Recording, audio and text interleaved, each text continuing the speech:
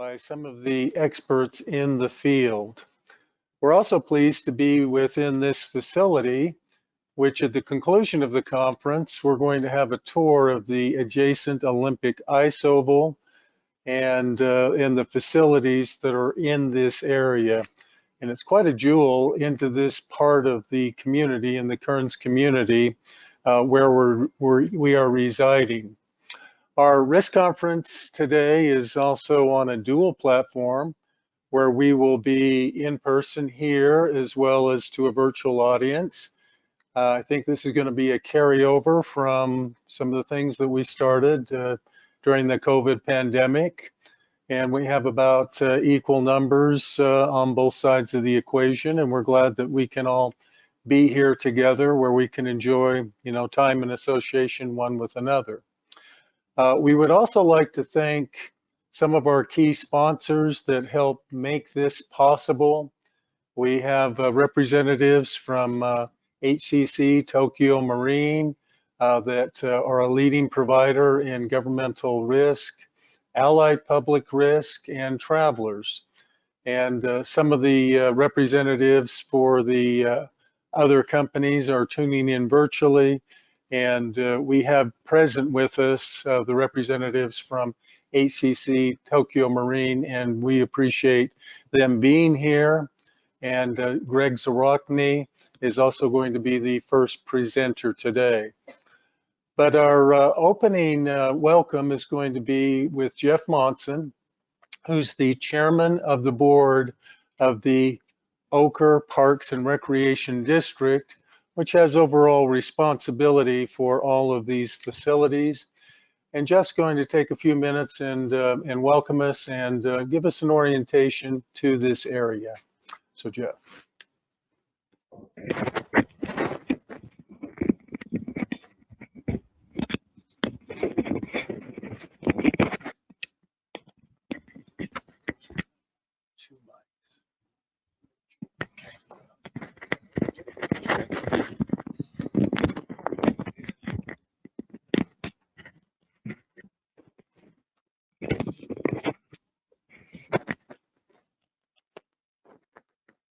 I guess this is one of the changes that you'll always, one of those new changes with COVID that we'll always have is having to be mic'd multiple times, I guess, so that everybody can hear.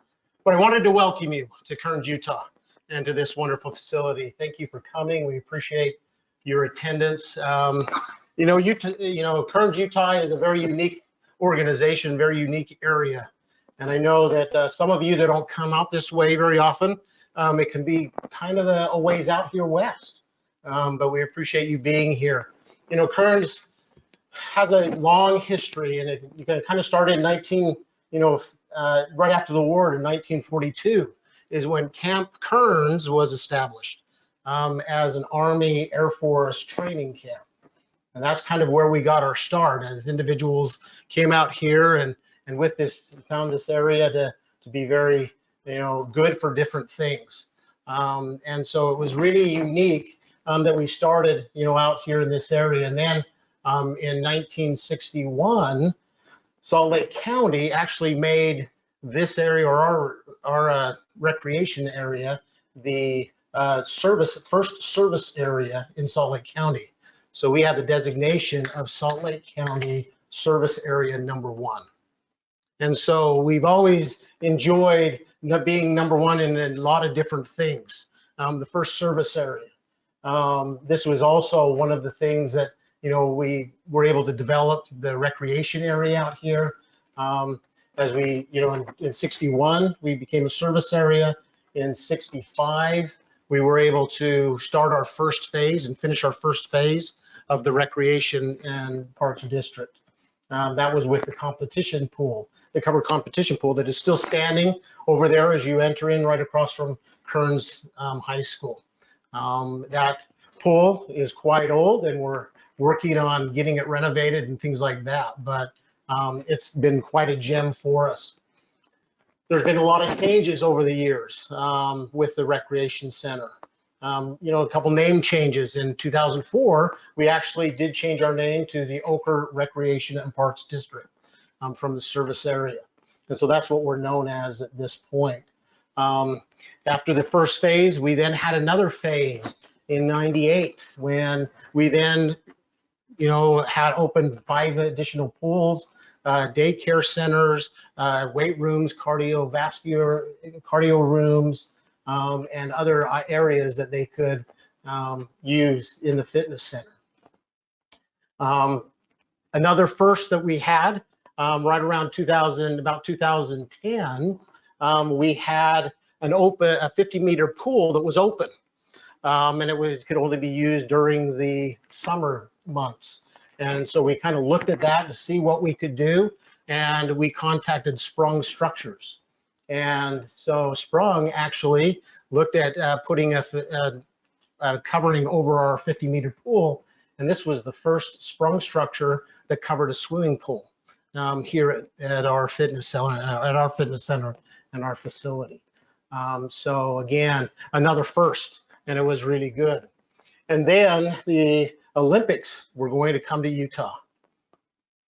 And so that was going to be another first that we were going to do. And so another thing that we had in 1998 is we had an outside skating rink, ice rink. And so in preparation for the Olympics, we had the oval built.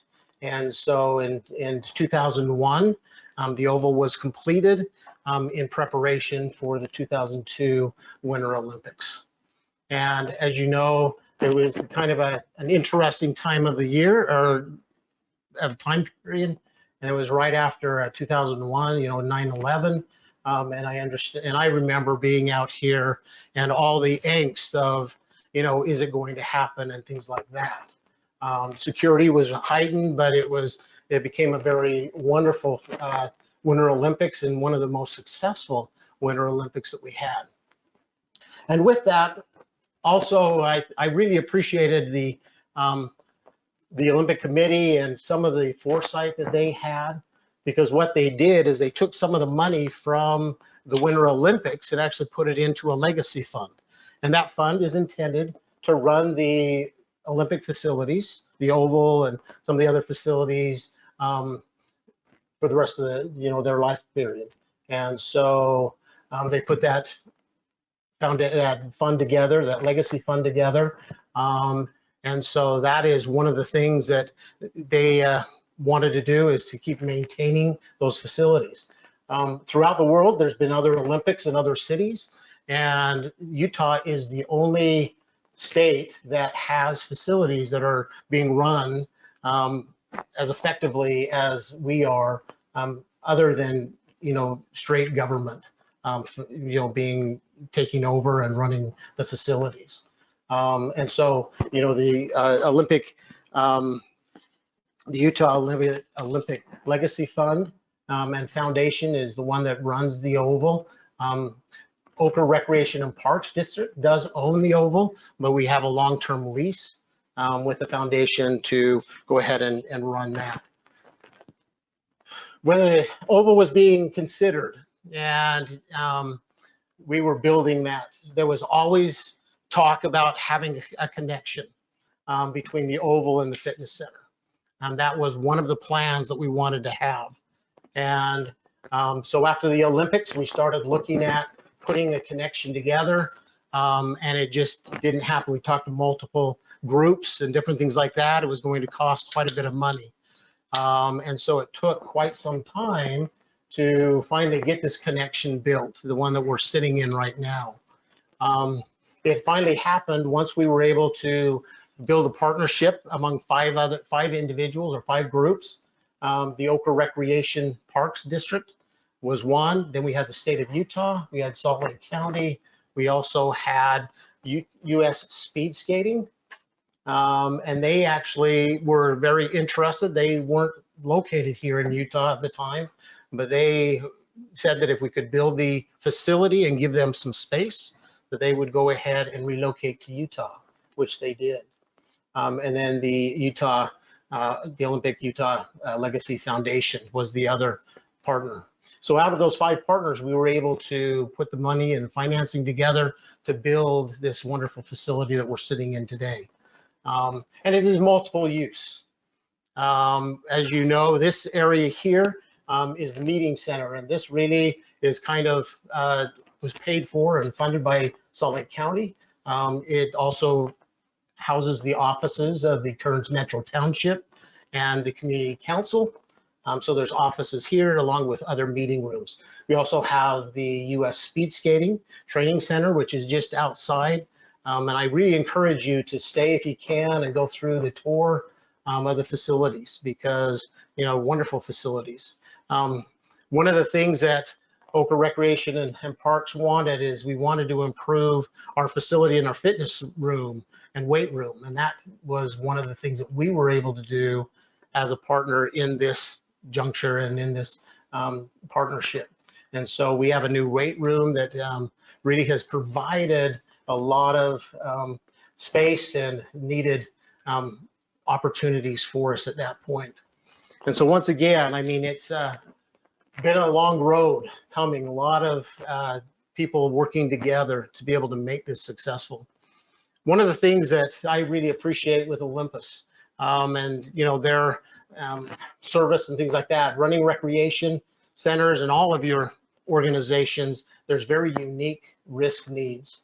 And, you know, that's one of the things that we really appreciate is the guidance and the counsel and also the direction that we get to make sure that things are being ran appropriately and safely. But once again, I just really appreciate you being here. Please take that opportunity to do the tour of the facilities. It's a wonderful opportunity, and we encourage you to come back. Bring your families. We have a wonderful summer time period that we have, you know, fire, water, and ice, different activities. Encourage you to come and join us. But once again, thank you for coming and welcome to Kearns, Utah. Thank you.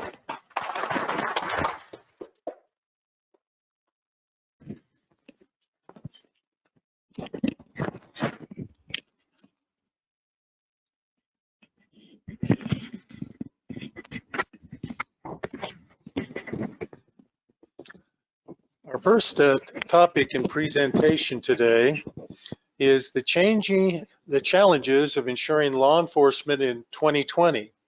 Our presenter today, Greg Zarotney, is the Vice President of Risk Control for Tokyo Marine HCC Public Risk Group. Prior to coming to Tokyo Marine HCC, Greg served 26 years with the Michigan State Police. The last 8 as the Department Chief of Staff. During his tenure at Michigan State Police, Greg had operational oversight of the Department of Public Affairs, Government Relations, Risk Management, Litigation Coordination, Internal Affairs, and Human Resources. He served as the liaison between the Attorney General and the Michigan State Police for legal matters, including the oversight of department-related litigation, including employment, wrongful death, use of force, unlawful arrest, and civil rights claims. And with that introduction, we'll turn the time over to Greg Zarotney.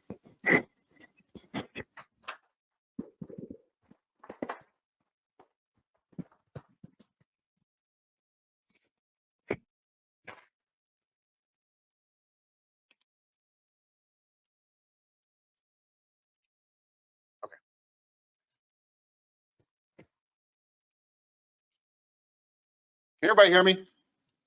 Hopefully, I'm not a stand behind the microphone guy. As an old football coach, I tend to be able to yell and scream at people pretty easily. So hopefully you can all hear me, and hopefully they can hear me on the webcast. Good morning, everyone. As I said, I spent a large part of my life, more than half my life, in the service of the state of Michigan. First time here in Utah. Brought Michigan skies with me. Apparently everywhere I go, the skies have to be the same color as my hair. In Michigan, we have what we call nice season and then the not nice season, which is about 8 months. And we had, I'm not joking, we had about 5 days in January, February, and March of sunlight. And that wasn't a whole day. That was just some peak of sun was there. So and then now I fly in on Monday and I have nothing but clouds. So it follows me wherever I go. I feel like Pigpen I have a question though for you guys. What's like again, first time in Utah? What's with the beehive? Anybody? The industry. The bees are industrious? Yeah. It's a sign of industriousness of the citizens of Utah. It has nothing to do with bees then. There's no honey specialty honey, nothing like that. They're on all the signs for roads and everything. I see them everywhere. So, topic of today is talking about challenges of law enforcement, as I mentioned too at the beginning. And we're talking about things that are areas of high liability, and for us at Tokyo Marine, law enforcement is, you know, up there. It's up there with the most important things that we deal with in terms of claims, not in the sense of the number, but in the sense of the severity of the claims. As you all know, they can be extremely impactful, not only for a city or an insurer, but also the community, and have a negative impact on everybody involved, the department and what have you. So what I like to do with is to start out. Do we have any law enforcement in here? Any chiefs? Anybody who's in charge of the police? Nobody? Okay.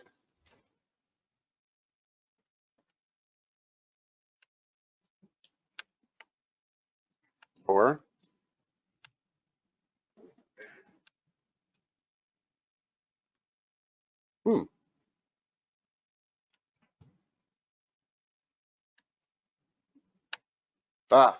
okay.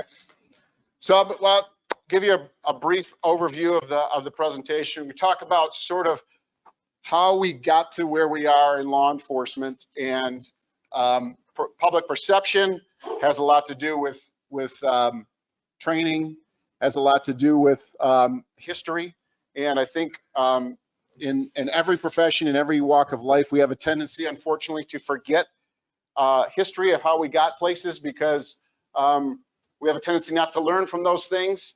I love this quote, because law enforcement is famous for just ignoring things and not learning from what they did. But Konrad Adenauer was he was the mayor of Cologne in Germany in pre-Nazification of Germany, and essentially devoted his entire life to denazifying Germany, certainly after the war.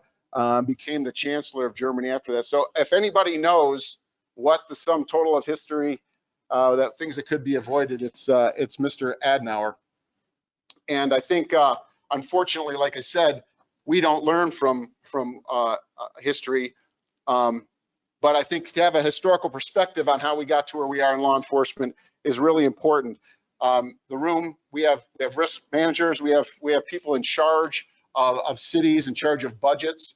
So to understand how we got to where we are and what we can do to change it, that'll be the second half of the presentation, I think is a good start. Look at these three statements up here.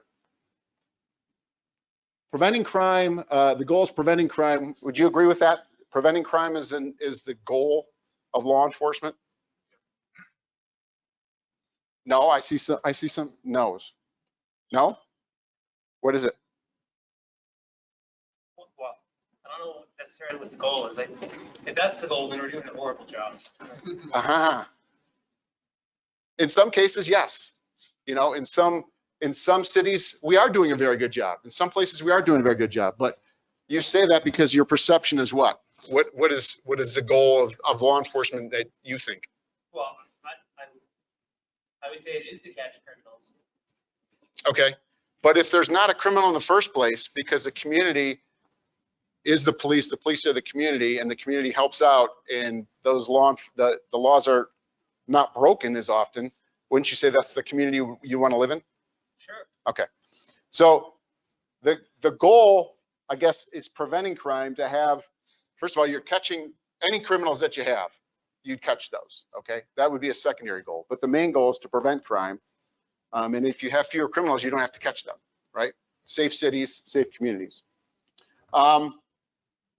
The key to preventing crime is earning public support. Obviously in this day and age, that's pretty important, right? We have that. We call it community policing. And the police earn public support by respecting community principles. Would that be fair? Community policing again.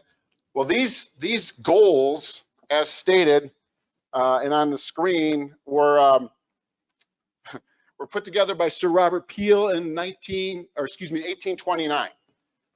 Father of policing. He was the first chief for London's police. And the Peelian principles, I think, sort of got lost along the way somewhere. Sir Robert Peel, his statement was, the police are the community and the community are the police. And again, this is from the 1820s, before there was really any organized police in the United States. We did have some night watch situations in some of the larger cities that were there. They only worked at night because that's when whatever criminals they had would come out and try to steal things mostly. That evolved in some of our larger cities. Boston, I believe, was the first city to have a police department, then New York and Philadelphia, the East Coast cities, but they all evolved from the night watch situation. And they were there to just basically watch over and to prevent crime, again, not to catch criminals, but to be a source of prevention. So how do we get here to where we are in 2022 and how people feel about law enforcement and why we see such massive claims out there, massive lawsuits, and unfortunately, the loss of life? Well,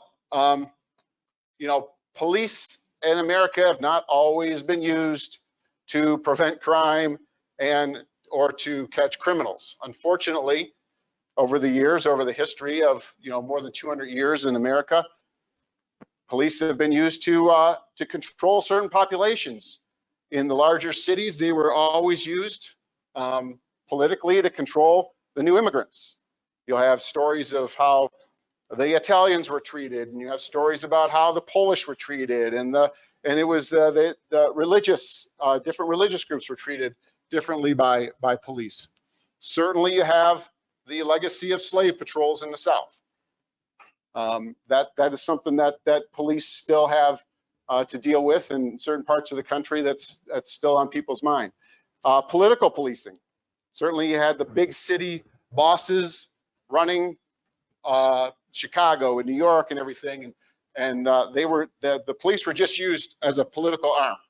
They were there to control, and they were there to do the bidding of whoever was in, whatever boss was in control of the city.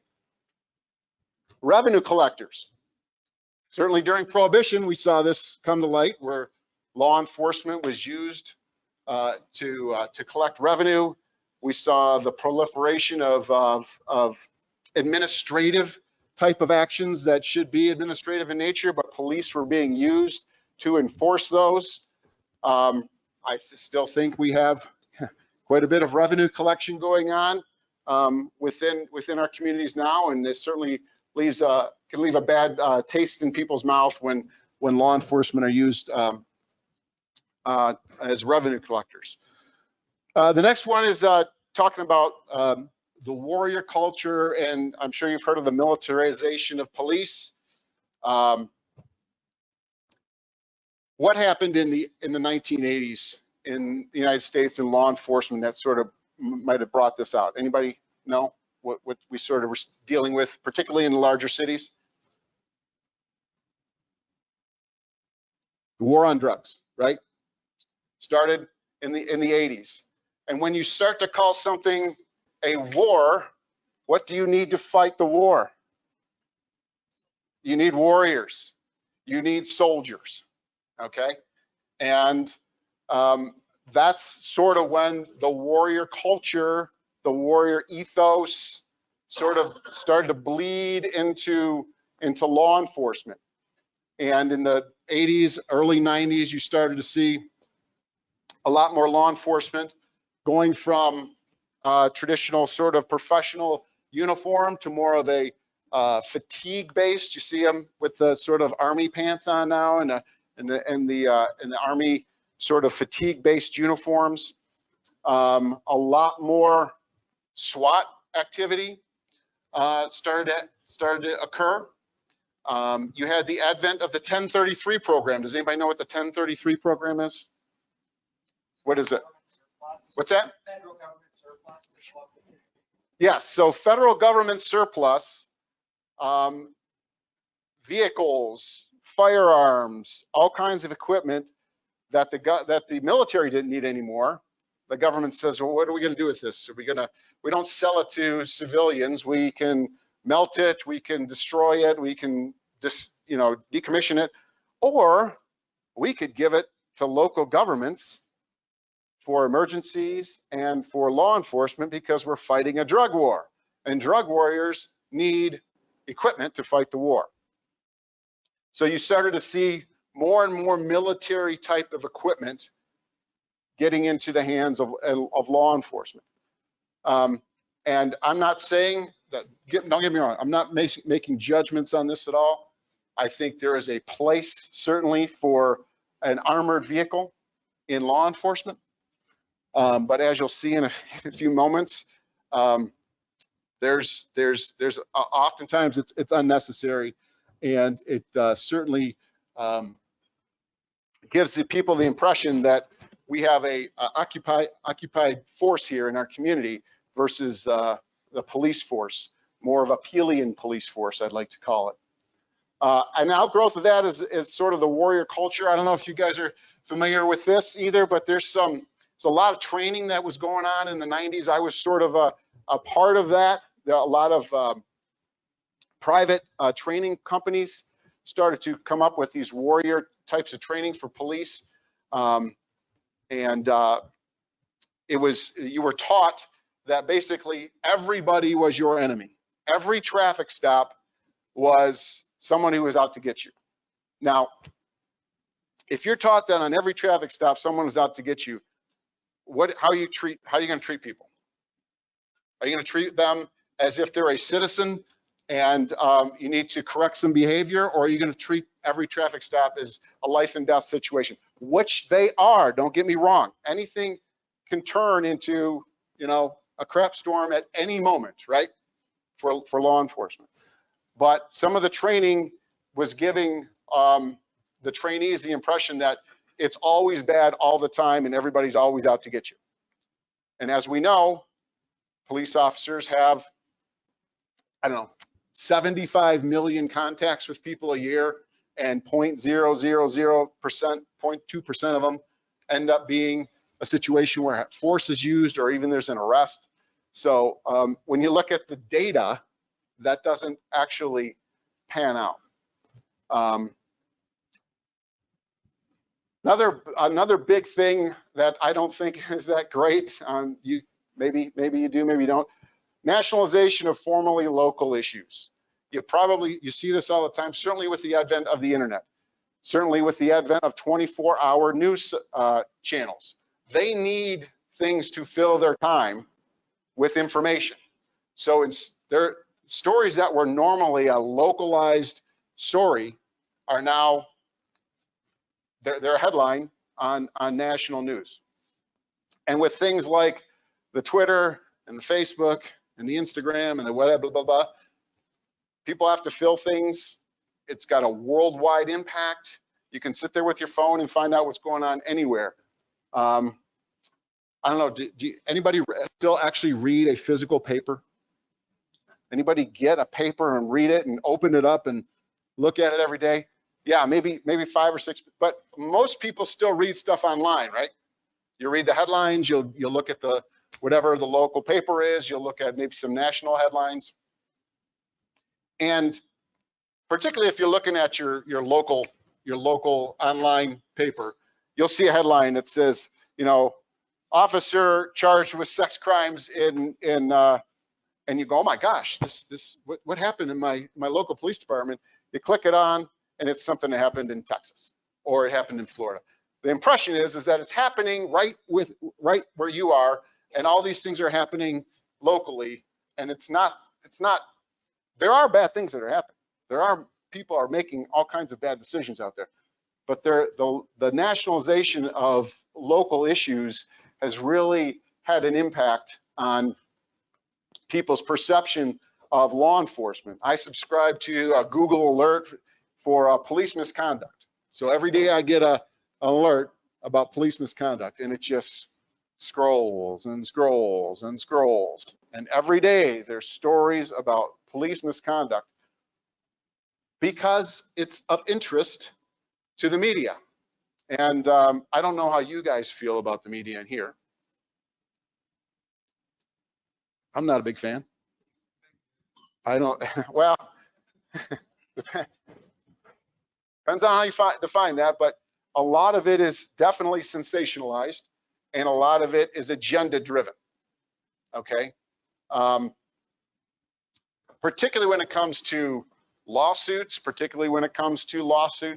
involving law enforcement.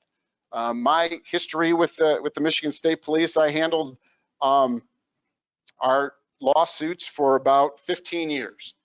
And in some of the more juicy cases, you'll have the situation where a reporter will read the complaint by the plaintiff. I don't know how many of you have ever read a plaintiff's complaint. Has anybody read the plaintiff's complaint in a lawsuit? Okay. Did it remotely look like what actually happened? Did the facts, they're just, talk about sensationalization. Those attorneys who write plaintiff's briefs, you know, and complaints, they throw everything in there but the kitchen sink, and it's all sensationalized. And so they take that, they print that, and then they call you right before they're going to put it online, and they say, do you have a comment about this? And what can you say? You say, we can't comment because it's an active litigation, right? Because that's what your attorney would say. That's what any smart person would do, because usually you don't even know what's in there. So they run then the entire, all the allegations against you, your city, or whomever, and then your comment is, I'm sorry, we can't say anything about that. That's their story. That's how they do their reporting nowadays on that kind of stuff. And that can get picked up nationally, depending on the salacious allegations within the complaints.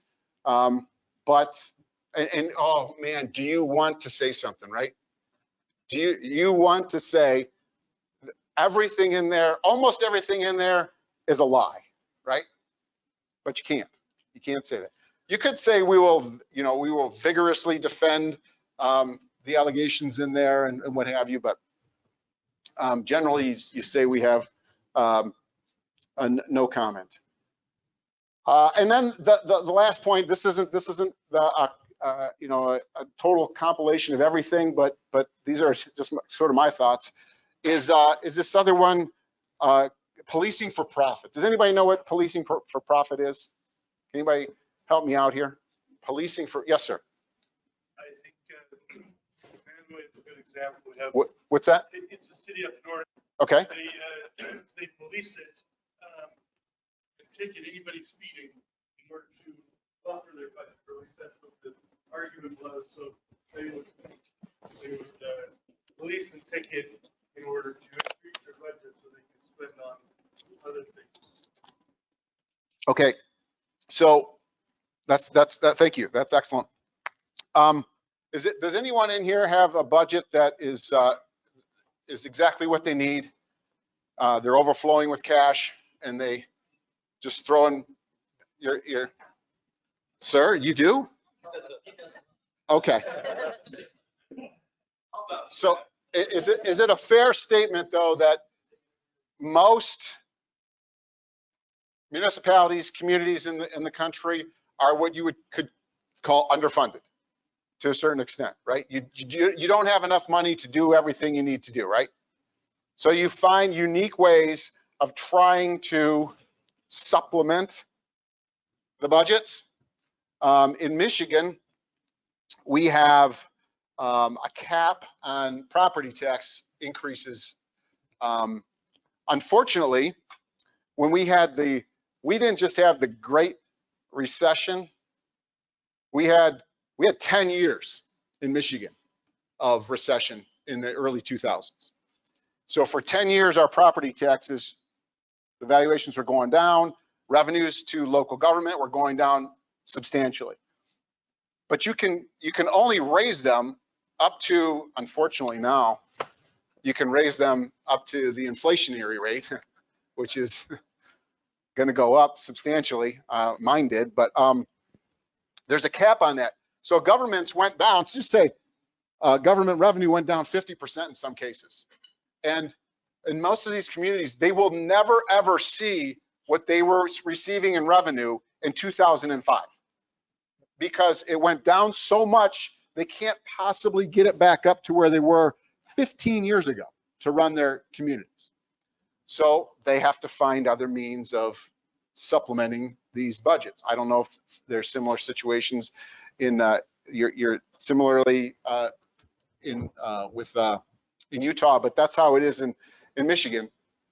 So this is a big one, and I think this impacts everyday citizens who are just trying to live their lives.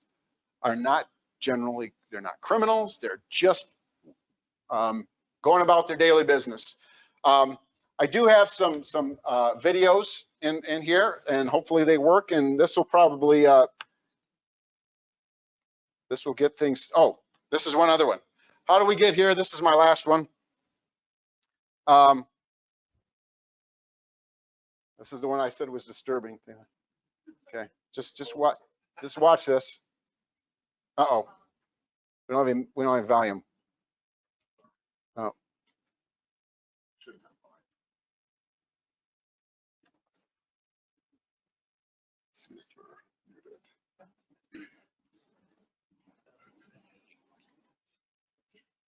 All right, crank the volume all the way up.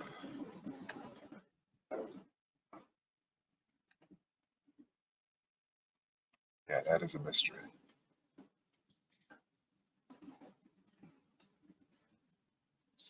We get the lady.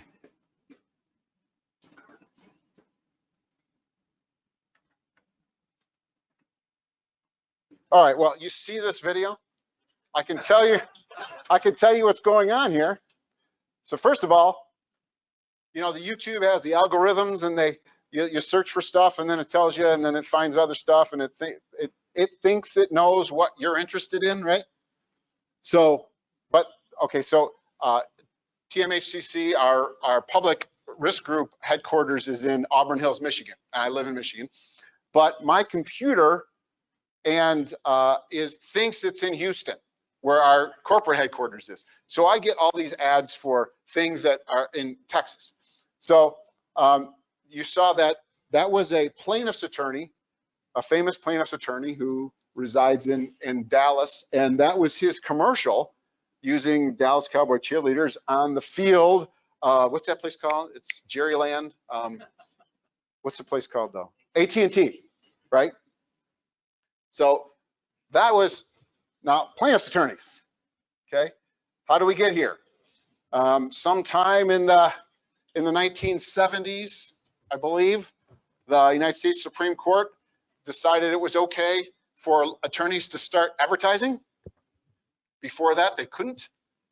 The way you'd find an attorney was to go to the Yellow Pages. Anybody familiar with the Yellow Pages? Yes.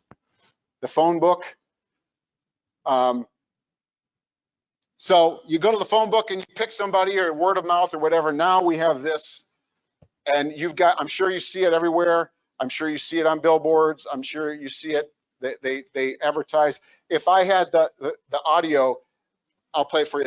It's unbelievable. It's a rap to it and everything, and they're dancing. It sort of doesn't do it justice, but plaintiff's attorneys are another concern. And nowadays, you have situations that plaintiff's attorneys, larger firms are being funded by hedge funds and by venture capitalists and investment firms to front money for these lawsuits, to file civil rights lawsuits, particularly ones against law enforcement. I was telling Chris, I'm still involved in a case in Michigan that we terminated an employee in 2010. Okay, I don't remember most of the stuff. It's 12 years ago. My brain was full then, and I've pushed stuff out, and now I just, you know, it's and we still haven't gone to trial on it. So the reason that is because they don't have any incentive to settle. If they're being funded, if they have the funds to continue and not have to settle, then they won't.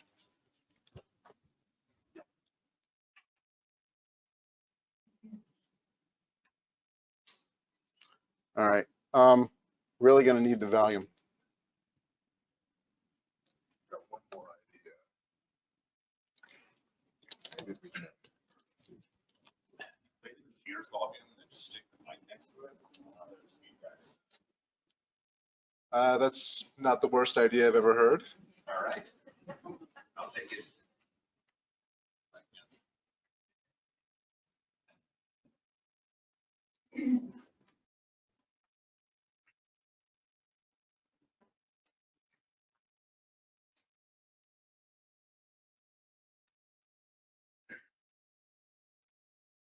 Not yet.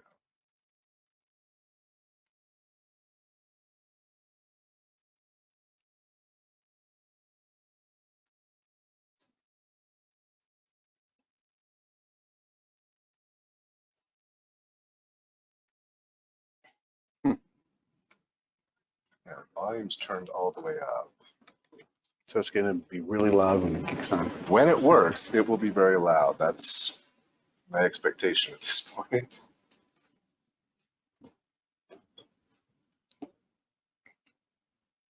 I wonder if it's time to this because we don't have these mics on. That would be really strange, but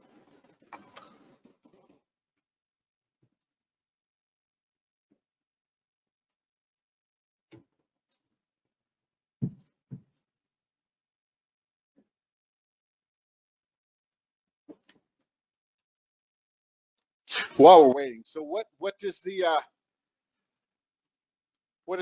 perception of your perception of policing in America right now? What do you think that they're going through? Anyone? Is it a good time to become a police officer? Absolutely not. Why? It's a great job. It's a Great job. benefits. It's totally underappreciated.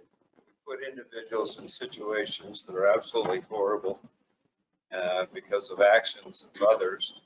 And there's a segment of society that believes that police officers are heavy-handed and Are they? On occasion, they Yeah. On occasion, we've seen, Not very often. yes. Again, you look at the data. Police department for about 35 years, and we have great people working for police departments, dealing with the most horrendous events that anybody could ever think of or create in their lives. We expect them to be perfect when they go in there, and they're not, because they're human. Mhm. And it's a very difficult situation. I think if you looked on the Utah local government, Utah Cities and Towns website now, there's probably, Gary, help me out, 20, 30 organizations in the state looking for police officers right now. I would dare say that it's higher than that. I think nearly every agency in the state is looking for a police officer. Yeah. And so where are they going to find those people? Let me ask you this. Would anybody in this room encourage their children or their grandchildren to become a police officer in 2022? You would? I would, Okay. because we have to have good police officers. what they do for the communities is so important to our well-being that, yeah, I would. And we have good police officers. We have good police chiefs. And the narrative that you're talking about, I agree, has been said, but I think it's one that we have a responsibility to change. Yes. Because the problem is we don't have enough police officers. And if the narrative continues that nobody wants to be one, we're just shooting ourselves in the foot. So my tune has changed from probably 4 years ago, where I probably would have said yes. But the reality is it's so important. And what they do is, and those that are good at it are excellent at it, that it's a great career. And we need good people in it. So yeah, I very much would encourage my family to be involved in policing. Yeah, yes, sir. I hear what he's saying, and I'm grateful for that attitude. But from my perspective, policemen, there are cases when they're protecting those that are throwing bottles at them. And there's talk of defunding the police department. It's ridiculous, things like that. We count on the police to maintain the peace, and yet society right now doesn't seem to support those that are hired to protect us. Yes, sir. I'm curious that some of the people, what their profession is, that they are so well appreciated. Because obviously as a city manager, I don't get appreciated every day. Similar to police officers that don't get appreciated. Some of the people I appreciate most are the police officers, but there's some of the ones that appreciate me as well. But I don't know what kind of professions a lot of people are doing that they get appreciated so much. Because we talk about how little we appreciate our officers, but who in this room is appreciated for what they do every day? Really, I'm curious. That's an excellent point. My boss is in the room.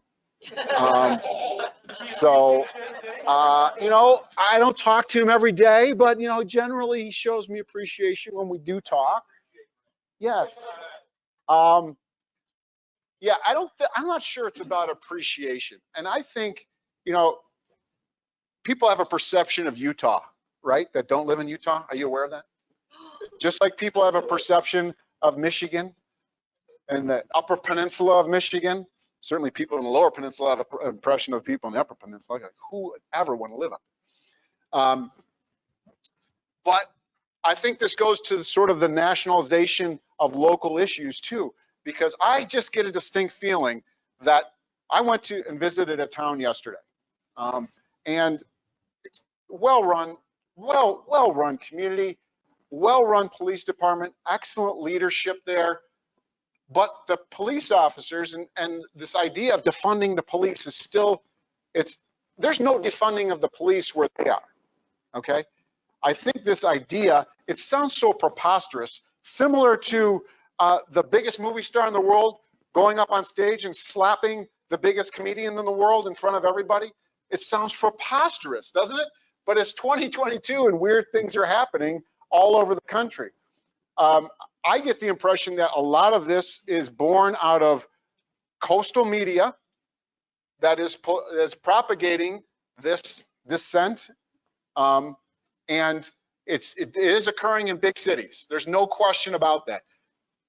Chicago, is it working? Yeah. Okay. Chicago, again, never. Would you encourage your kid to work at Chicago? No, exactly. Not in a million years.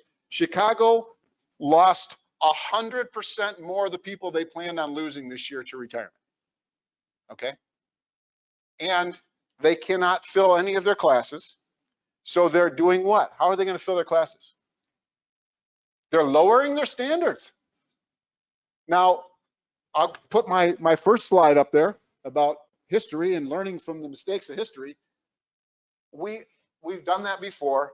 When you lower standards, what happens? In 2, 3, 4, 10 years down the road, it comes back to bite you. Right? Always. Always does. Okay.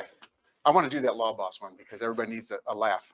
Okay, we will roll back to that.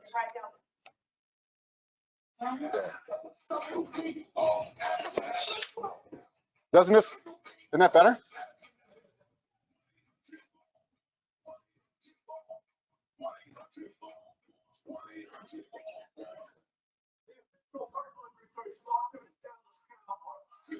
Don't you want to hire him? I mean, if you were injured or you know, you thought your civil rights were violated by a law enforcement, isn't that the first guy you'd hire?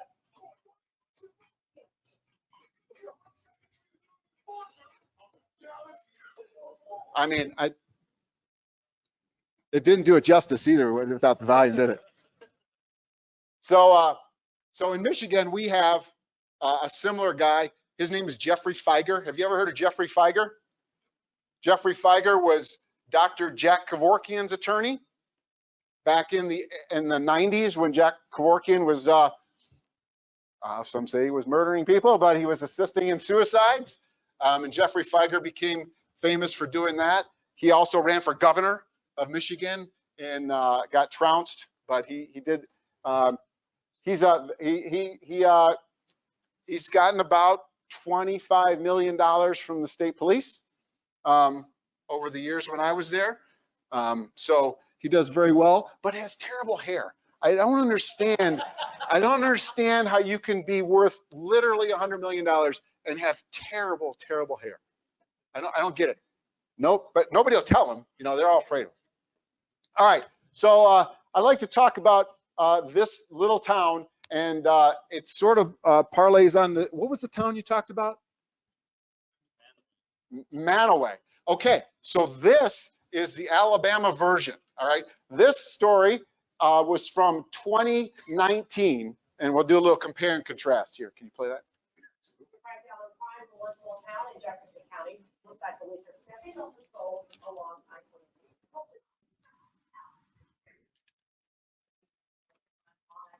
Your book said this morning, why are police targeting? Well, you know, police tell us I-22 is a hotspot for criminal activity. This is a very busy thoroughfare, a main thoroughfare from Atlanta to Memphis. They say a lot of drugs run through this interstate. Police feel that it's having a direct impact on their small town. On the Brookside, the police chief there tells us that last year he noted that his small department was becoming overwhelmed by drug-related calls. And that's why they decided to come up with a plan to cut down on the problem. They added more police officers who were specifically trained in drug interdiction, and they started targeting specific areas, especially I-22, and they say they're having some tremendous success. I guess the goal is to not rescue people. It's a state line. That's what we got to do. Is we go up the state line, say, do it, say, and enjoy your shit. Just to put some numbers to that statement about Brookside police having success, they tell us that in 2018 they averaged 8 to 10 overdose calls a month. In 2017 alone, so far they've only had 6 overdose calls. Okay, that's looks like a fairly positive story on a local police department, right? From the media, that you don't expect them to do any nice stories ever. Look, I don't want the media to be nice. I don't want them to be mean. I just want them to be fair and objective. That's all I'm asking of the media. So this story was in 2019. So what do you think about Brookside? They have a crime problem, right? They need to hire more police. So fast forward to early 2022, which is, oh, okay, fast forward now to now. Less than 30 minutes north of Birmingham sits the small town of Brookside, Alabama, a former mining town with no stoplights, no retail stores other than the Dollar General, and no major crimes. The stretch of interstate. Literally, no major crimes in 10 years. Literally, okay? The only store they have in town is Dollar General. There are no stoplights, 1,200 people. 822 runs directly through. Do you notice anything about these patrol cars? They're brand new, okay? They're all newer Tahoes. What else about them? Can you see? They're intimidating. Thank you. Does that look like, now I don't know if I should put one up here. So I have a lot of affection for my former employer, a lot of affection for my current employer too, but I have a lot of affection for my my previous employer, if you ever seen a Michigan State Police patrol car, has anybody ever seen one? They have a beautiful shade of blue and we have a red bubble on the top. Okay, the only state in the country that have that red bubble. But the thing about it is all of our cars are marked. You know it's a police car and you know who is stopping you because that is important, don't you think? Now, every one of this city's patrol cars are matte black patrol cars. They don't have any markings on them unless you got to look at them the right way. You know that paint that you have to look the right way to see the logos? It gets better. Side, and the town has a lot of cops to police it. See how you can only see it certain? 3 miles long and has just over 1,200 residents. But the police here, they feel the need for at least 3 SWAT vehicles. Not only that, they also have a tank. It's brand new. Okay, that's media sensational. That's not a tank, right? It is a military vehicle, but it is definitely not a tank. Now remember, there's 1,200 people in this community. They have a 1.5 mile stretch of I-55 in their jurisdiction, and they have 10 full-time police officers. Think about, do the math there. What's the per person, a little higher than national average, would you think? Yeah. According to the local media outlet AL.com, between 2018 and 2020, under Brookside Police Chief Mike Jones, income from Former Brookside Police Chief Mike Jones is a better way to put that. fees and forfeitures increased by 640%. The outlet says the money amounts to half of the town's total income, or roughly $1.2 million. Yes, it did. Pastor Vincent Witt says he is one of the countless victims in Brookside led policing for profit. 2019, he says he was unjustly pulled over for having temporary plates on his brand new car. He's filed a federal lawsuit against the town of Brookside for defamation of character and filing false charges. They're policing for revenue. They're pulling people over for bogus charges. 24-year-old college student Joy Jones said her interaction with Brookside police felt like a shakedown. After being pulled over for driving without her lights just before dusk, Jones says her car was impounded. She was left stranded on the side of the road. Jones's attorney says she will also sue the police department. Even though I was pulled over, I was following the law of the road. The Jefferson County Sheriff's Office says for years there's been a slew of complaints against the Brookside Police Department. This week, Police Chief Mike Jones suddenly resigned. Hey there, my name is Nick Valencia. We went to Brookside to try to talk to who's in charge now. The town of Brookside does not have a current police chief. But we're told they didn't have a new chief. No comment. The Brookside Police then gave us this statement. This will confirm that Mike Jones resigned as the police chief for the town of Brookside. Since this personnel, the town has no further comment. Brookside's mayor was in the office, but he declined our request for an interview. Responding to the allegations of predatory policing, he handed us this statement, in part saying, to investigate and address the issues raised by recent news accounts of our police department, the town of Brookside requested the Alabama Peace Officers Standards and Training Commission perform a compliance audit of the Brookside Police Department and officers. The town continues to investigate these issues and will take any other appropriate action that may be determined necessary. Leah Nelson with the social justice nonprofit Alabama Appleseed says Alabama doesn't generate enough revenue from taxation. The public policy incentivizes cities and counties to get that revenue another way. And the path of least resistance is very often ticketing people for low-level offenses. Brookside residents wonder if these old tactics will continue under the new chief. So does that sound like the community that you were talking about? And it may be an extreme version? Yeah, it's been fixed in Utah because Utah will take a lot of the penalties, so you don't get, as a city, you don't get much incentive to have that anymore. Yeah, I had proposed that about 15 years ago. I used to be the legislative liaison for the state police, and we had this issue. Every state has this problem. There are communities in every state that are doing things like this. Certainly in Michigan, we have our share. The city that I live in, Michigan, particularly where I live, is very flat. There's nothing like which is not at all, very flat. But we do have what I would consider a dip going down into it's maybe 50 feet. It goes down where the little Looking Glass River flows through the middle of the town, and there's a park down there at the bottom of they call it the hill. And where does the local DeWitt City police officer sit with his radar? Aiming up the hill of the people going down the hill, right? So you have all these particularly senior citizens shaking, got it, 24, 23, 20, 24, 23, trying to stay because they what is that doing for community? I mean, I understand, look, speed limits are there for a purpose, right? Because most people can't control themselves. That's why we have speed limits. But is it necessary to have that sort of feeling within the community that you're afraid? That's what I don't want people to be afraid of their police. I want them to respect the police. I want them to respect why they're there to enforce the law, but I don't want them to be afraid. Because what are people afraid of if they get a ticket? Mostly the insurance going up, right? That's what they're afraid of. So it's sort of a snowball effect. So this Brookside, Alabama thing is occurring as we speak. This was from February of this year. So it's not going away. There's plenty of communities out there. I show this to you as a means of hopefully your community is not doing this.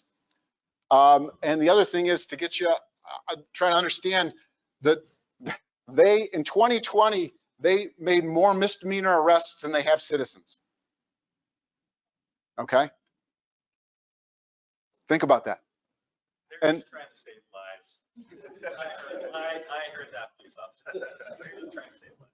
Yeah, the revenue, like they talked about, the city, again, of 1,200 people had, in 2021, their budget was $1.2 million. Over half of it was from fines from traffic offenses and misdemeanor offenses that they were running through that court. There was another video showing this line. Of course, it was longer because people had to have 6 foot distance between each other, but it went for just snaking around the courthouse of people who were not they're not doing this to their citizens either. They're only stopping people that are non-Brooksiders. They're stopping people that are traveling on 55 and what have you. So this, I'm sure it leaves a bad taste in people's mouth about police in general, right? And certainly the Brookside police in Alabama, and gives all police sort of a bad name. And turns out that they have to give up their armored vehicles now, thank God. Maybe some, bless you. But that the whole, and they're going to mark all of their police vehicles, so they're clearly they indicate that they are police vehicles. He hired this chief hired. They used to have 2 people in their department. Okay, then he hired 8 more over the course of a year to make 10, and they would stop cars and search them. There are literally dozens of lawsuits right now against the city of Brookside. I don't know if they're in a pool. I researched it. I couldn't find who their insurer was. I don't know who their insurer is. It is not us. We thank God. But they got to the point where they were on the tickets. One of the things I'm going to talk about is transparency. Transparency certainly in government and very much so in law enforcement. But the officers wouldn't even put the names of them on the tickets, because if anybody came and contested it, the officers would not show up because they were running a scam. They would ticket them. If they showed up, the officer wouldn't show up and they'd get dismissed. If they didn't bother showing up, they would pay the fine, and because they knew that they were all bogus. So all those thousands of people that interacted with Brookside PD probably don't have a real good impression of law enforcement in general, that's for sure. So this is just a, yes, sir. Totally condone what allegedly is happening there, but that does not happen without the complicity of the elected officials. Absolutely. So this idea that this police chief was doing this on the sly is ridiculous. And then for the mayor, at some point, the electeds get a spine and do what's right. But it's just absolutely ridiculous. And in most cases, yes, they're complicit. That's not a surprise that your budget went up 100%, or in this case, 630%. That doesn't just happen, and you're not aware of how that's doing. They're spending, of course, if you hire 8 more police officers, your budget's going to have to go up, right? And you buy what look like at least 5 or 6 new $45,000 totally kitted out Tahoes. That adds up over time. But you're absolutely right, and that's what I'm trying to do too, is influence people who might have some influence over those decision makers and say, just ask some questions. You know, what's going on? How is this going? I'm sure a certain percentage of those people that got ticketed needed to get ticketed. Okay, but nowhere near what they were doing. So this is just I just did a little my Google thing, and these are the things that come up. You know, what gets law enforcement officers in trouble traditionally? Does anybody know the 3 things that get law enforcement officers in trouble?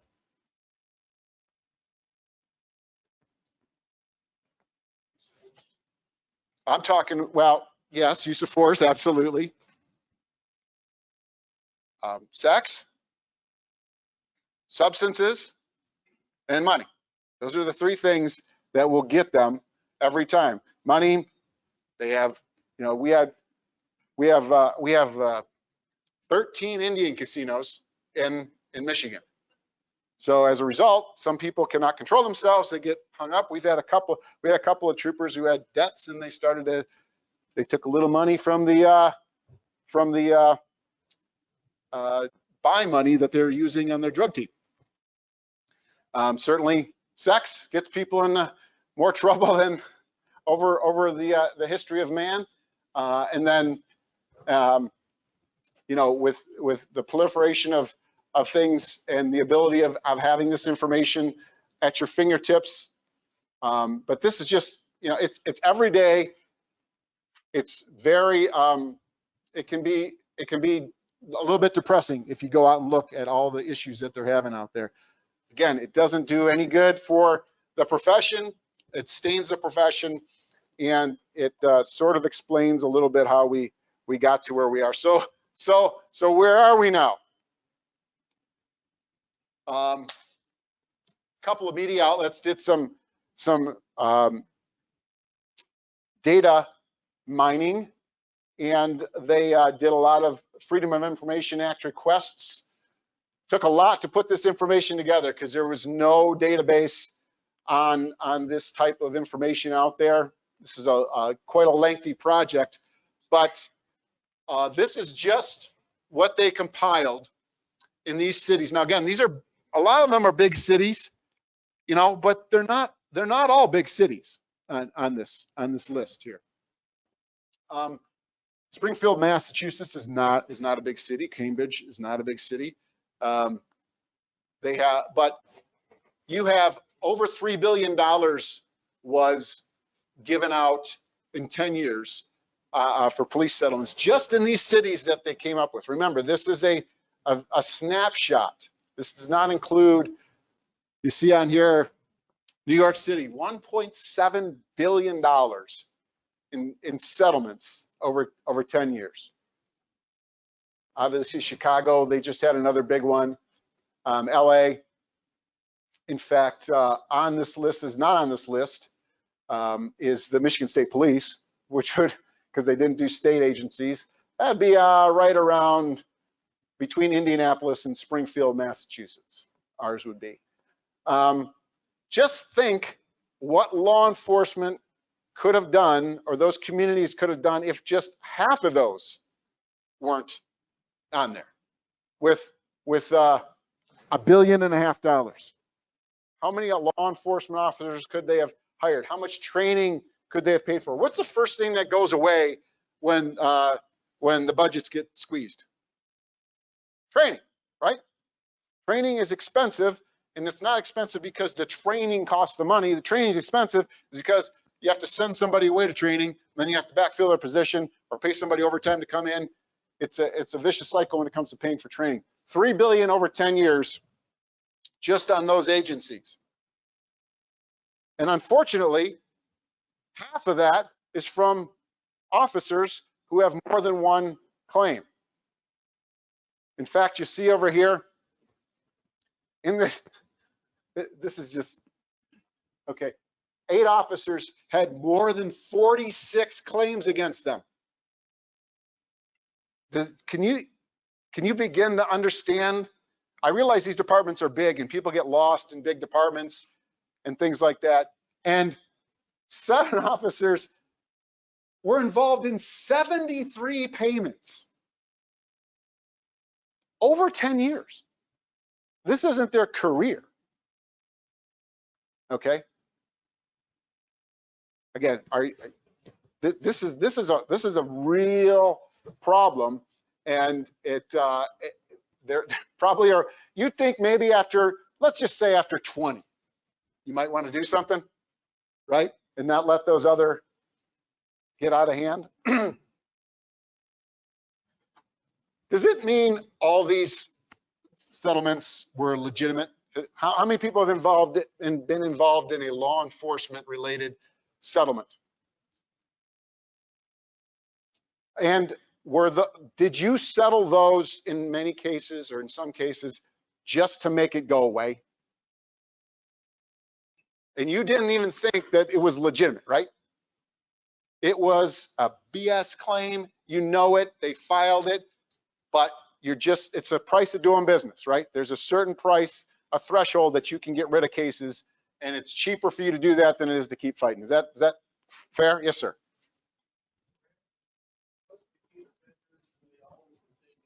No.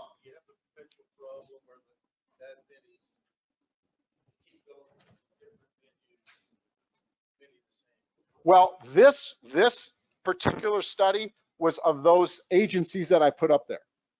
Okay, so I'm going to go on a limb and say those ones on this, the 25, 8, and 7 were probably in New York or Chicago or LA, where they get lost, Philadelphia, and those big cities, mostly. But this does not really address police officers hopping from job to job because they got fired somewhere else. That doesn't address this, because they weren't tracking the individual officers necessarily along their career path, because they wouldn't follow them. They were following the agencies. But that is another problem, and I have a slide on that too. So yeah, there's probably some, there's a lot of this money that was just settled because you had Law Boss, right, coming in there saying he's gonna, in every case that we had with Jeffrey Feiger, he was suing us for $100 million. Okay, they have a press conference and they announce they're suing you for $100 million. And that sounds terrible. Okay, and then I guess you feel like it's a win when you settle for $8 million. That's like, I saved the department $92 million. That's not really how it works, but that's how things are going. Hard to see. This is from 2020, top civil rights settlements, not judgments, settlements. $65 million in California was related to law enforcement. This one on here, probably you guys are familiar with, McCluskey versus Utah. So Utah does not seem to be immune to these very large settlements. That was the University of Utah case where the student was murdered, and apparently the police didn't necessarily respond like they should have. $13.5 million was the settlement in that case. Largest one I was involved in was $12 million. We gave to Jeffrey Feiger in a case where a trooper was involved in a pursuit of a 14-year-old boy in the city of Detroit, and he was on a four-wheeler and driving through the city streets, and the trooper he tased him while he was on the four-wheeler. So just think about what happens to somebody who's he's right alongside of them, pulls the taser out and tases him as he's driving the four-wheeler. The kid runs into the back of an F-150 and dies instantly at the scene. Okay. That cost $12 million, and unfortunately it cost a 14-year-old kid his life. And, you know, in that case, that trooper was well known as being someone who was not a fan of restraining his force. People knew it. He was a squad room bully if he got called out on it, and just a little guy too. I just want to cut him. People knew about him. The people at the post knew about him, and people were not surprised when it happened.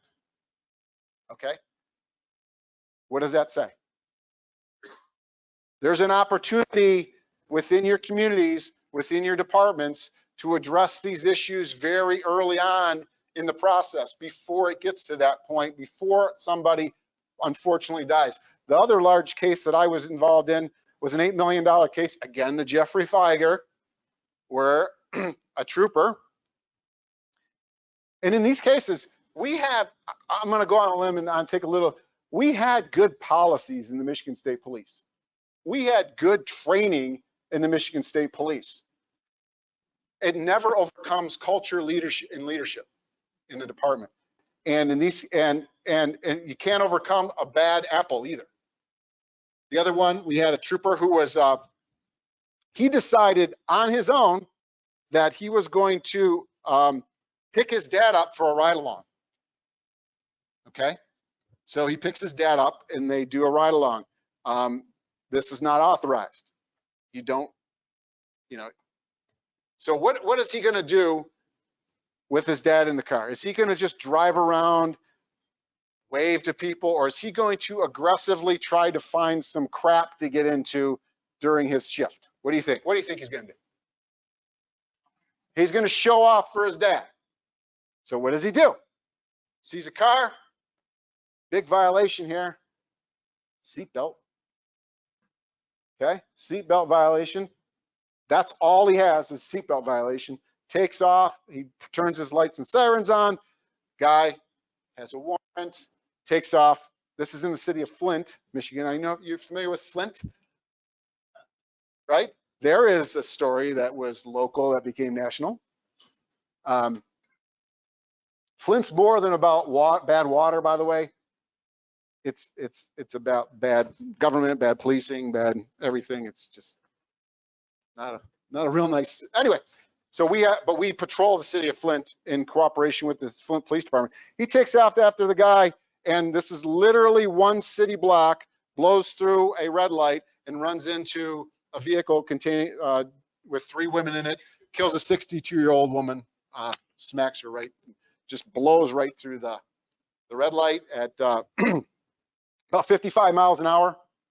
So the trooper did everything wrong he could possibly do wrong, and it cost us $8 million on that settlement. Those are just some of the things. You can't overcome these bad decisions that people make unless you make the right decision on who you hire. Of these 10, 6 of them are law enforcement, by the way. This one was, let's see, March 17th. What's today? The 30th? So 2 weeks ago. $85 million in San Diego. I'm certain that San Diego sheriff is probably self-insured, but where do you find $85 million? That's not laying around your budget, right? This case, the guy's name is Lucky. I would say, unfortunately, he's deceased. His family's lucky, maybe. He was suffering from some mental and emotional situations. Police were called. They hit him with the baton, they tased him, then they hog-tied him. You know what hog-tying is? They tie you up, and then they left him down, so he's sort of chest compressed, and then positional asphyxia and excited delirium, all kinds of other stuff, end up dying. $85 million. We're setting new records every single day when it comes to law enforcement settlements and judgments. I just saw one on Friday.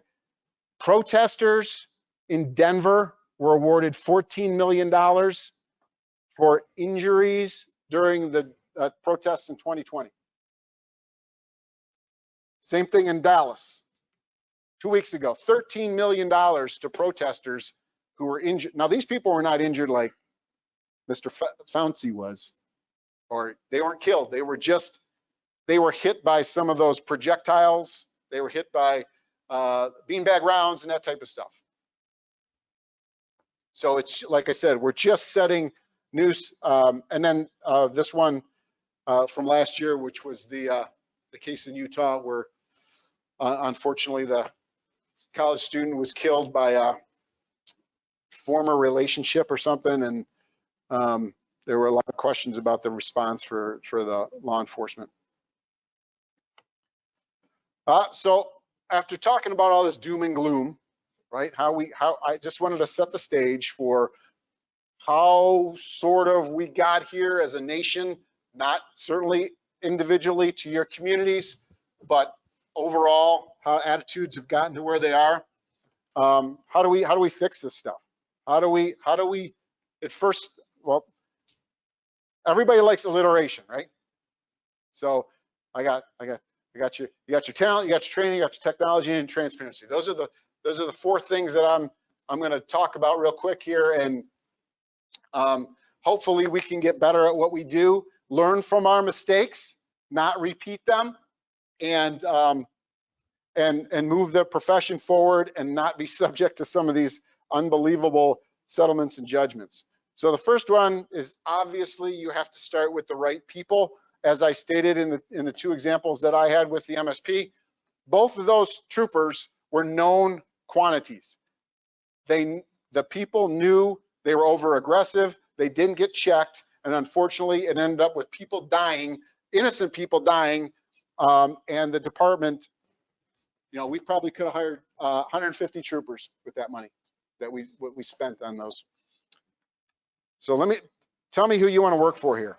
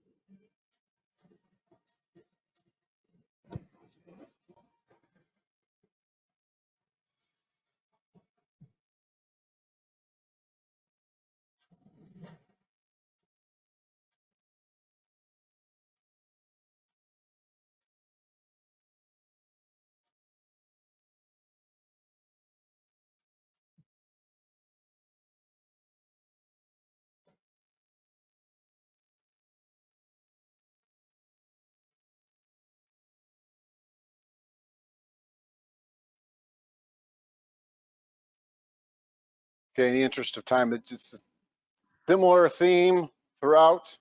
Are you excited? Are you hyped? That's Alexandria, Louisiana, another one we hopefully will not be insuring. How How much of that, I stopped it at 1:48. How much of that was the SWAT team? Loading rounds, right? Did you see those two giant guys too? I mean, they must have a really good fitness program because those dudes were jacked. So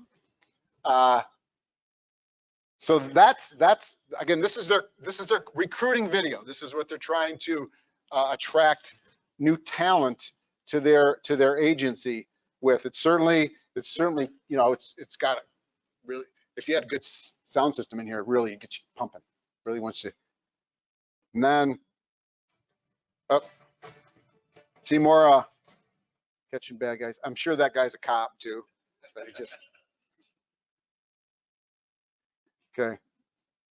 And by the way, the title of this video is Best Police Recruiting Video Ever! Exclamation point. Ever. Okay.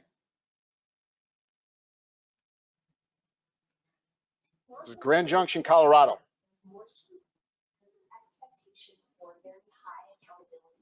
There's a demand for information immediately. For people that are looking to start their careers, they're turned off by that level. So it takes a really special person to know that this is the right line of work for them without wanting to serve their community in a way that not everyone can. Grand Junction is really unique. It's like 3 miles west of Denver on the western slope of the state. The city is roughly 65,000 in population. Really a wonderful community filled with a lot of people that are very passionate about the community, quite frankly passionate about the police department. We were founded in 1882.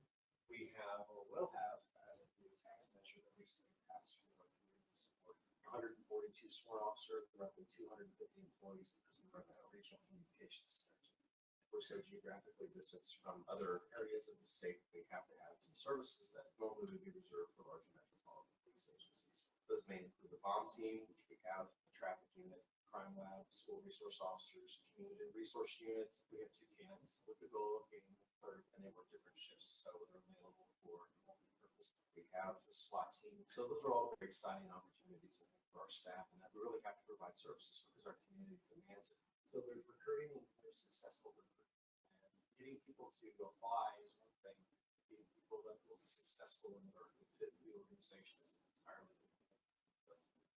At the Grand Junction Police Department, we don't just recruit police officers. We recruit families and we recruit people that are looking for the lifestyle that they can find in Western Colorado. Okay. This is little. Is that a little contrast? You have the chief on there explaining things. You have the commentator talking about who they want to recruit, what type of person they want to recruit, why they have these specialty units, right? Why do they have a bomb squad and a SWAT team and emergency services? Why do they have that? Do you remember why? They're isolated, right? They tell you why. They tell you that there's opportunities there and why they're available.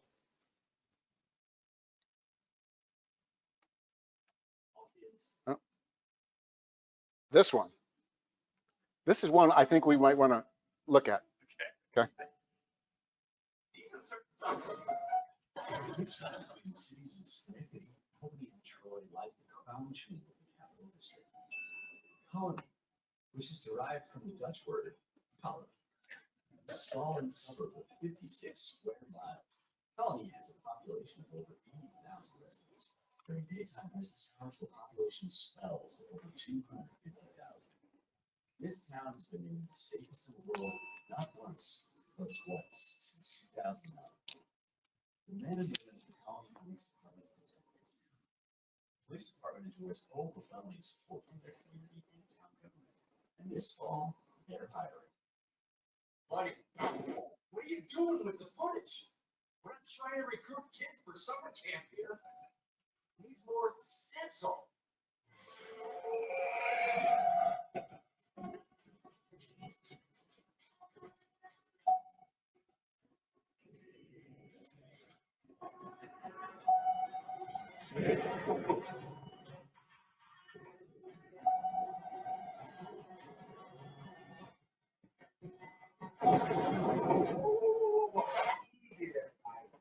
listen, listen, we're trying to hire good people here.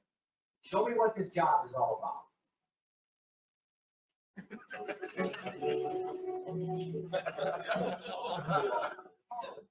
Real tough. And through that, I made some bad decisions as a young man, and I had actually been arrested by the county police department multiple times. And through that, I was forced to look myself in the mirror and say what kind of man do I want to be. And the beautiful part about the system, of my experience, was that it afforded me the second, third, and fourth chance to get my act straight and become a contributing member of society.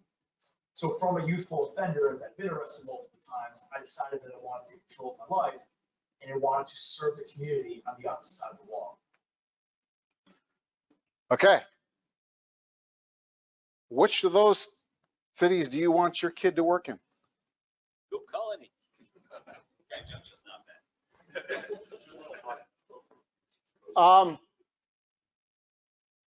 I let it go to that point in that one because when you're recruiting talent, the numbers, the recruiting numbers are terrible right now, right?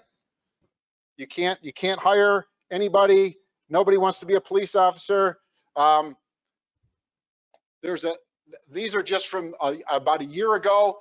My understanding is it's worse in 2022 than it was in 2021 because 2021 was sort of this anti-police attitude was just getting started. Looks like there's budgets for positions, but there aren't people willing to take up the mantle of being a police officer. So with the limited, with the recruiting pool, that's a lot more shallow than it used to be. When I started in the Michigan State Police in 1994, there were 5,000 people who applied for my class. There were 88 people who got in. Okay. Last year, the Michigan State Police, they're hiring about 100 people again. There's 400 people in the process. It's, again, math, I'm doing it, it's about 90% less. And it's a good job.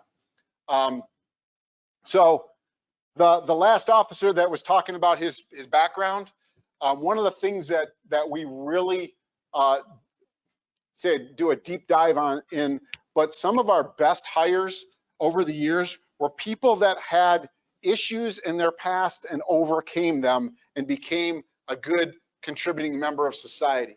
So I guess the point I want to talk about there is we don't have any perfect people. There aren't any, you know, people might have something in their background.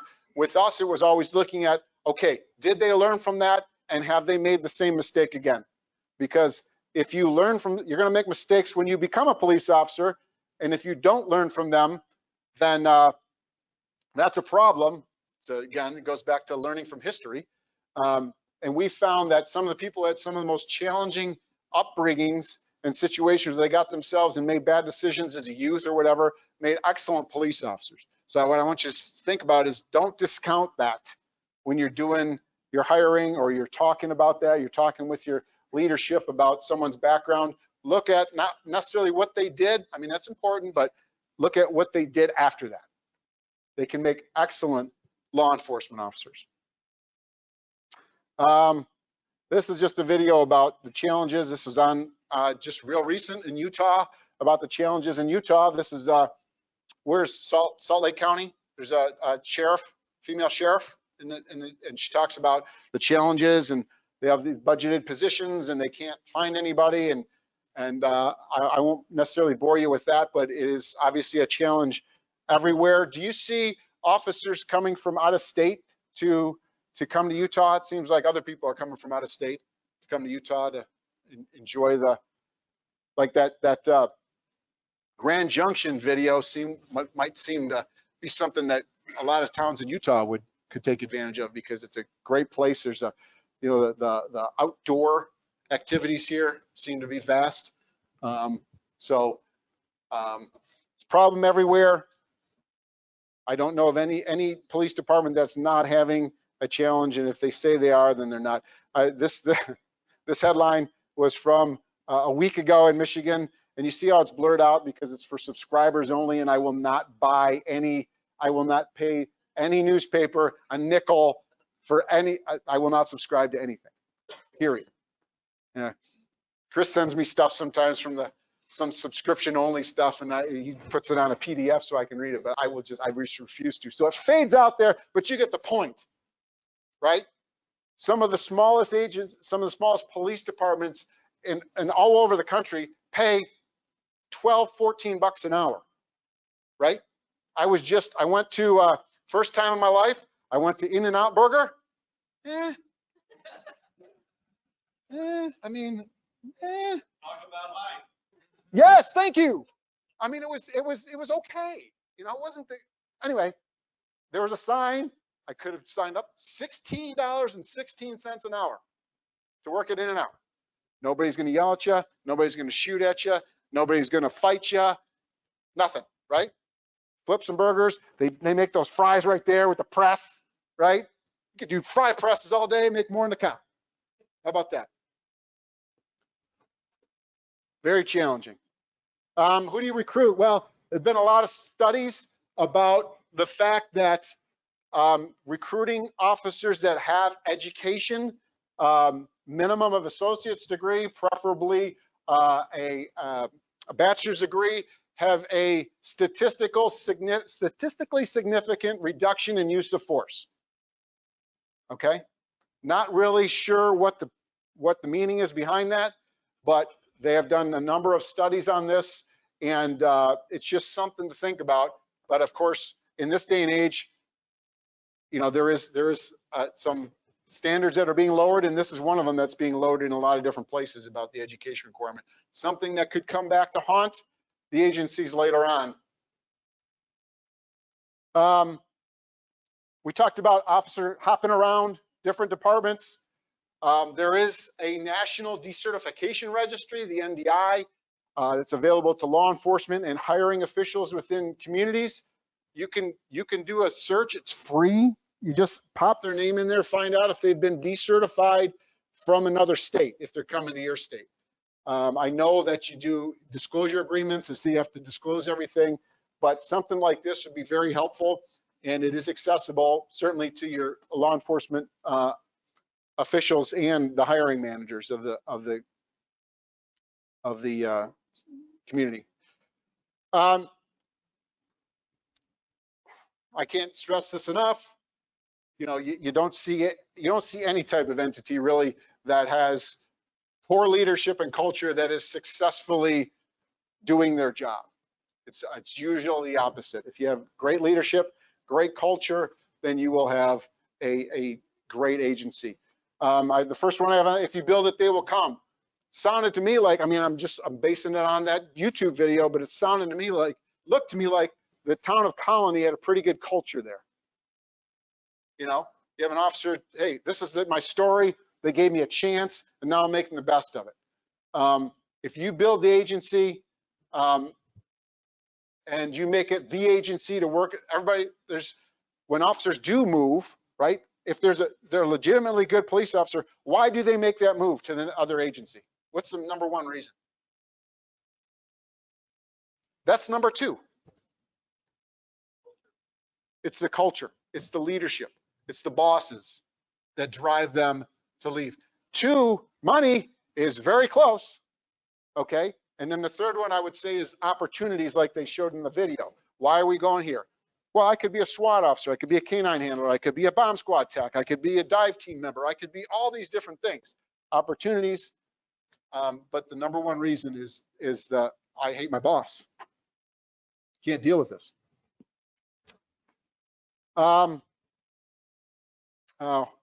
We're sort of running out of time, aren't we?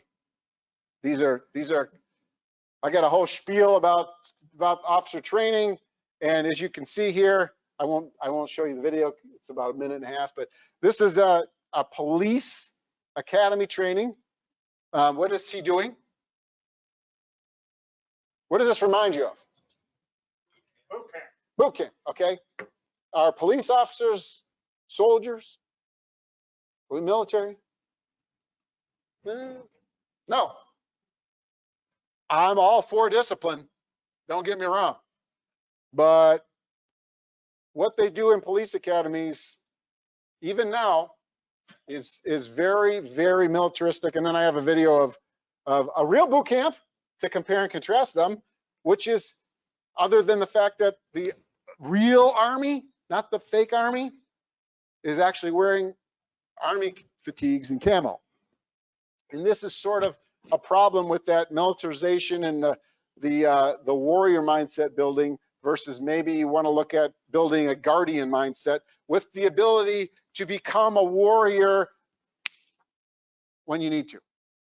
Split second. You will need to become a warrior as a police officer, but you don't need to be a warrior all the time. Yeah, based on the two videos, you never even know that which one was police and which one was the real military. Like to talk about field training officers real quick. A lot of people like to say that the sergeants of police departments run departments. That may be true in many cases, but the most important officer in the departments are the field training officers. If you get bad field training officers, they can have an impact on that new hire for their entire career. So those of you who have any influence on that, make sure they're vetting them to their, they're getting the best. And, there's nothing wrong with incentivizing field training. You want the best, you got to get the best. And you might have to incentivize that with some, I don't know, days off, some additional money. That doesn't hurt either. So we got to constantly evolve. Like to have bite-sized learning now. We like to talk about chunking of learning, and then blended learning. You have classroom learning. The other thing is hands-on training, scenario-based training is extremely important. There's some resources I have on here. I think is this going to be available to everybody, the presentation? There's a lot of free resources out there too that are available for officer training. Some things do cost money, but there are a lot of things that are not. One thing that good departments are really emphasizing now to really bring in good applicants is wellness. And I don't just mean wellness as by the way, that weight room down there, man, can we use that at lunch? Anybody? I'm not just talking about physical wellness. I'm talking about holistic wellness. Mental health is a huge issue in law enforcement, and even financial health. One of the big reasons police officers get into trouble is because their finances are all messed up. Give them some financial counseling. Give them some financial wellness assistance as a part of their benefits package. That could really help attract a better caliber of officer. Two other things that are getting a lot of press: de-escalation. I hate to break it to y'all, and it's gotten a lot of. It's like this is something new. Okay, de-escalation is not new at all. It is the first thing you were taught when 27 years ago when I became a trooper was you de-escalate the situation. You don't go hands-on unless you have to go hands-on. Lowest effective dose is what we were taught, okay? Just like a medicine. You don't want to give too much medicine. You want to give the right amount of medicine. So this is something that's been taught in most academies forever. It's gotten a lot more attention recently because of video and the availability of video and the fact that oftentimes videos are cut to appear as if the officer didn't try to de-escalate, right? They show you a very small snippet. They didn't show you the 10 minutes before. Active intervention. Okay, real quick on technology. Body-worn cameras and video is so important. To me, it's number one, number two, number three. There is nothing more important than having this information available to the officer, to the leadership of the agency, to risk managers, to insurance companies. Now, it's not a panacea. It doesn't solve all the problems, and it always doesn't see everything. But it is it's an unbelievable helpful tool, particularly from from an insurance standpoint, if you have the video and the audio of an incident that there's a claim on, you can make a very early decision as to what you're going to do about this. Are you going to fight it, or are you going to settle it? I would much rather settle something early on in the process than jack up the attorney's fees and have Law Boss make another contribution to the Cowboys to get himself on the field again, right? So the earlier you know about that information and having this stuff available to you through video technology is very, very helpful. A couple other things that we think are particularly important. Telematics for vehicles. We look at telematics as not just a tool to find out who's doing things wrong, although you can use it for that. It's also an opportunity for you to coach employees out of bad behavior. If you notice that they're using your vehicles inappropriately, and this doesn't matter, this isn't just for law enforcement. This could be for water department. This could be for the DPW. This could be for anybody who's driving a municipal vehicle. Having telematics available to understand, A, where they are, hopefully they're in the right place, but B, how they're using the equipment. How are they using this equipment? Are they going too fast? Are they braking too hard? Does somebody call and complain about the dump truck flying down their street? Okay, I'll just go back and find out how fast, the dump truck driver was going, and then I can respond to the community member. But it turns out the dump truck driver was going 26 and a 25, okay, whatever. But dump trucks look like they're going faster when they're going down a small street than they actually are. So you can get that information and really curtail some of those complaints. And again, like I said, address behavior proactively instead of reactively or not having the information at all. And then finally, I want to talk about transparency a little bit. Big proponents of posting all your policies online. If people have access to a policy and it's not you can redact what you need to redact from the policy to comply with your state laws, but you should pretty much post all those policies online. There's not, one of the most popular requests for information is about like driving policies, pursuits, use of force, interview and interrogation, those types of things. Just put them online, because if somebody makes a request for them, all you have to do is say it's online, right? Law enforcement in particular has a tendency to hide behind open records laws, meaning they'll do whatever they can to delay the dissemination of information. Does that help with the perception that there's a blue line of silence with police? It doesn't help at all. It doesn't help with the media if they're asking. It doesn't help with citizens if they're asking. So, provide the information on a timely basis. Don't use all the quirks and nuances. I'm not saying you give them anything that they're not legally entitled to, but if they're legally entitled to it, get it to them as soon as possible. And if possible, post it online. And then independent review of critical incidents. If there's a possibility that a police department can have an outside police department review or investigate those critical incidents, it gives a little bit more gravitas to the investigation and will help with the transparency. Police departments investigating their own,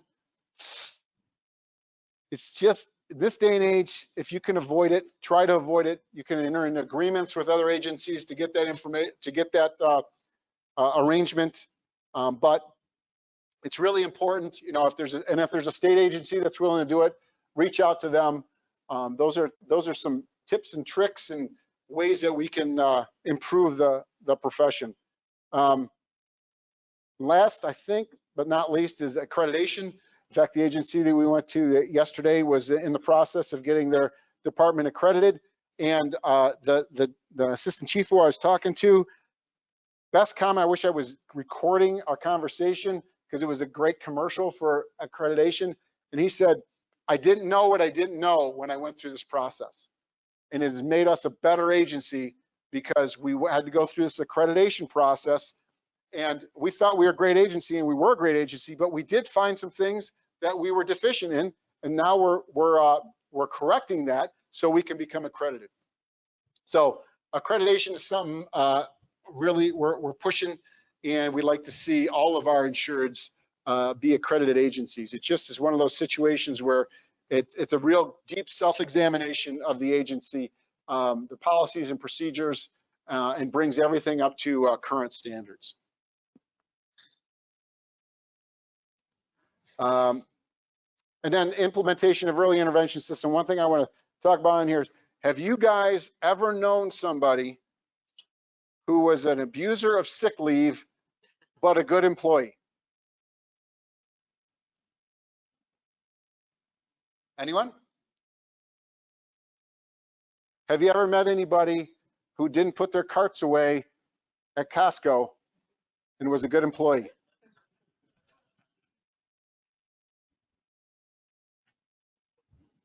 Those are two things you need to think about. Implementing an early intervention system is something that we recommend too. Just tracking certain things, certainly use of force and allegations of misconduct, because everybody knows who these people are. You know, they know who they are, but tracking it will probably, that slide I showed with the 8 people who had 73 complaints against them. Boy, if there was an early intervention tracking system, you think they might have figured that out somewhere along the way. Okay, that's my spiel. If you have any questions, we're a little bit later than normal, but anything, I'll be here for a little while after too if you want to discuss anything, but appreciate your time and your attention.